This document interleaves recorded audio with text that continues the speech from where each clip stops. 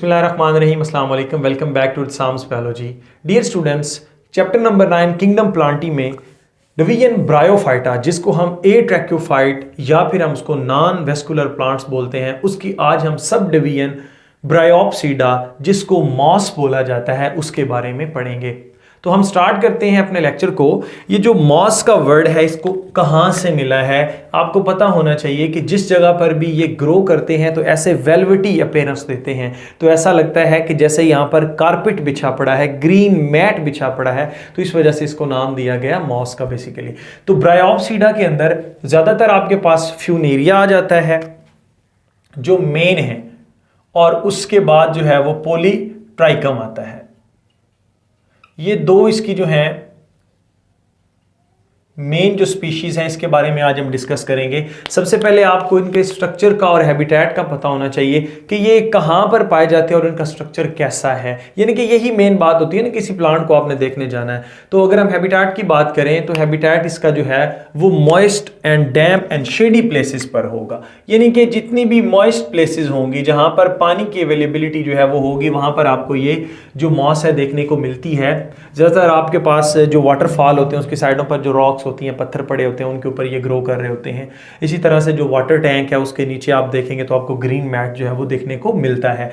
ये जो moist places होती हैं, यहाँ पर आपको पता है कि वाटर की अवेलेबिलिटी जो है वो मौजूद होती है, और वाटर की अवेलेबिलिटी इनकी लाइफ के लिए बहुत ज़्यादा ज़रूरी है, क्योंकि विदाउट वाटर ये अपनी रिप्रोडक्शन जो है उसको कैरी ऑन ही नहीं कर सकते। अगर वाटर नहीं होगा तो वहाँ पर ये प्लांट भी एग्जिस्ट नहीं करते। अब हम इनके स्ट्रक्चर की बात करते हैं कि हमें ये दिखने को कैसे मिलते हैं।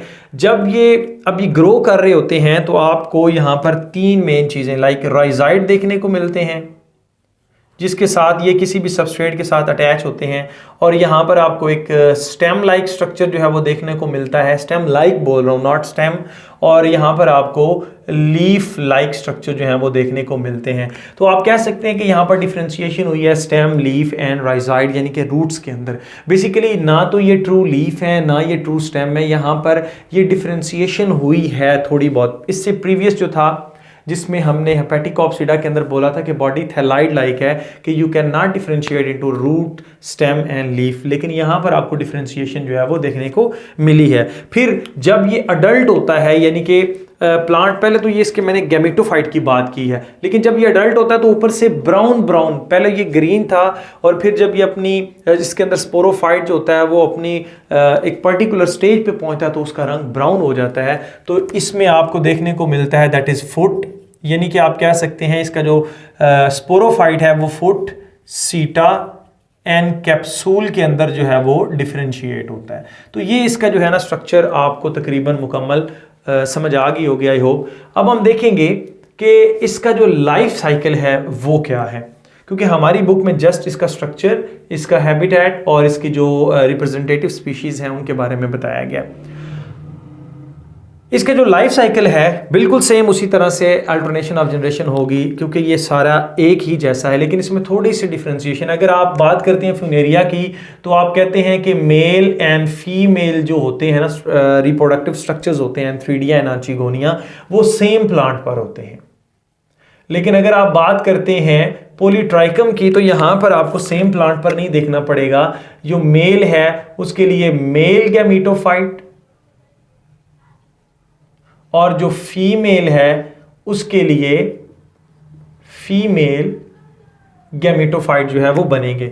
और इसी तरह से मैं जो लाइफ साइकिल बना रहा हूं यहाँ पर, ये मैं पॉलीट्राइकम का बना रहा हूं ताकि आपको आसानी से समझ आ जाए। हम स्टार्ट हमेशा से करते हैं गैमेटोफाइट से। अब आपको पता होना चाहिए कि ये मैंने इधर जो बनाया है this is the male gametophyte, और इधर क्या बना दिया है, फीमेल गैमेटोफाइट। जो फीमेल गैमेटोफाइट है या मेल गैमेटोफाइट है, यहाँ पर स्टीराइल हेयर सेल्स मौजूद होते हैं जो इसकी प्रोटेक्शन करते हैं, लाइक एंथ्रीडियम की प्रोटेक्शन करते हैं, आर्चिगोनिया की जो है वो प्रोटेक्शन करेंगे। तो यहाँ पर उन हेयर्स को, उन स्टीराइल हेयर्स को हम क्या बोलते हैं, देयर इज अ पैराफाइसिस का नाम देते हैं। तो इसके अंदर चूंकि ये मेल है तो यहाँ पर आपको क्या देखने को मिलेगा, आप कहेंगे कि यहाँ पर तो एंथ्रीडियम जो है वो बनेगा, और यहाँ पर क्या बनेगी, आर्चिगोनियम। और इस आर्चिगोनियम के अंदर क्या बनना है, जो फीमेल गैमीट होगा वो बनेगा, और इसका नंबर क्या होगा, n, और यहां पर आपके पास क्या बनेगा, एंथीरोजॉइड बनेगा, स्पर्म लाइक स्ट्रक्चर बनेगा, इसको हम क्या बोलते हैं एन। अब ये जो है वाटर की प्रेजेंस में क्या करता है, इसको फर्टिलाइज करेगा, यानी कि एंथ्रीडियम से निकल कर किसके अंदर जाएगा, आर्चिगोनियम के अंदर जाएगा। एंथ्रीडियम से निकल कर किधर जाएगा, आर्चिगोनियम के अंदर, और आर्चिगोनियम में पड़े हुए इस फीमेल गैमीट को ये क्या कर देता है, फर्टिलाइज कर देता है। एंड आफ्टर फर्टिलाइजेशन क्या होगा, आफ्टर फर्टिलाइजेशन, मैं पिछले लेक्चर में भी आपको बताया है कि fertilization is a process in which two gametes fuse with each other. Fertilization होने के बाद जो पहला स्ट्रक्चर बनेगा उसको हम क्या बोलते हैं, दैट इज जाइगोट। अब इस जाइगोट के अंदर क्या बनेंगी, आपको पता है माइटोसिस होगी, और माइटोसिस होने के बाद इसने एम्ब्रियो के अंदर जाना है, और एम्ब्रियो किसके अंदर जाएगा, स्पोरोफाइट के अंदर जाएगा। अब ये जितने भी स्ट्रक्चर हैं ये आपको 2n मिलेंगे, क्योंकि यहाँ पर क्या हो चुकी है n प्लस n, तो जाइगोट हमेशा क्या होता है, 2n होता है। इस स्पोरोफाइट के अंदर आपको पता है ये स्ट्रक्चर बनेगा, फोर्टसीटन कैप्सूल, स्पोरेंजियम बनेगा, और इस स्पोरेंजियम के अंदर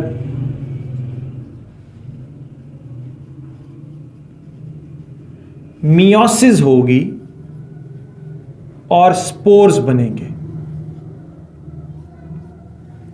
इन स्पोर्स के अंदर फिर क्या होना है डियर स्टूडेंट्स, ये स्पोर्स जो हैं चूंकि ये n नंबर होते हैं, हैप्लॉइड होते हैं, ये जिस जगह पर जर्मिनेट करेंगे, यानी कि जिस जगह पर गिरेंगे, जर्मिनेट करके ये पर्टिकुलर स्ट्रक्चर के अंदर जो है वो डेवलप होंगे। आप कह सकते हैं जर्मिनेटिंग स्पोर जो है एक स्पेसिफिक स्ट्रक्चर बनाएगा, जिसको आप क्या बोलते हैं, प्रोटोनीमा बोलते हैं। इस प्रोटोनीमा के ऊपर क्या बनेगी, देन बर्ड्स बनेगी। अब इन बर्ड्स से male gametophyte and as well as female gametophyte जो है वो बन जाएगा। तो इस तरह से अल्टरनेशन ऑफ जनरेशन हुई है कि जो गैमेटोफिटिक जनरेशन है वो स्पोरोफिटिक जनरेशन में, और स्पोरोफिटिक दोबारा से किस में चली गई है, गैमेटोफिटिक जनरेशन में। तो एक हैप्लॉइड है और दूसरी आपके पास क्या है, डिप्लॉइड। यहाँ पर जो है आपके पास गैमेटोफिटिक हैप्लॉइड जनरेशन है, इसमें फ्यूजन होने के बाद ये डिप्लॉइड जनरेशन के अंदर जाती है। तो आप कहते हैं कि हैप्लॉइड और डिप्लॉइड जनरेशन अल्टरनेटिवली आती जाती रहती हैं, इसको हम क्या बोलते हैं, अल्टरनेशन ऑफ जनरेशन। तो आई होप डियर स्टूडेंट्स कि आपको ये मेरा लेक्चर अच्छा लगा होगा। Stay connected, thank you and Allah हाफिज़।